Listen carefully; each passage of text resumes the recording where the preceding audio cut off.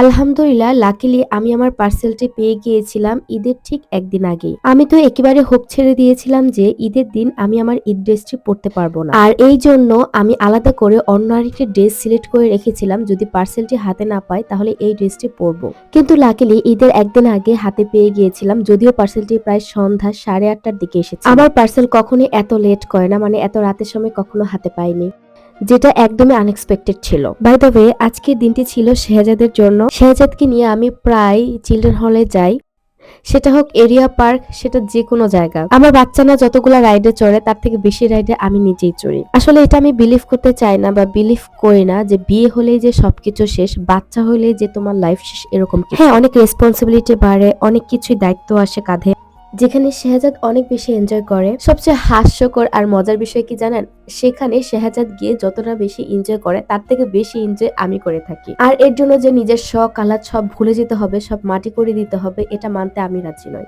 সত্যি বলতে আমি নিজের মনের প্রায়োরিটিকে বেশি দিই, মানে আমার মন যা চায় সেটা আমি করার চেষ্টা করি, কে কি ভাবলো আই ডোন্ট কেয়ার।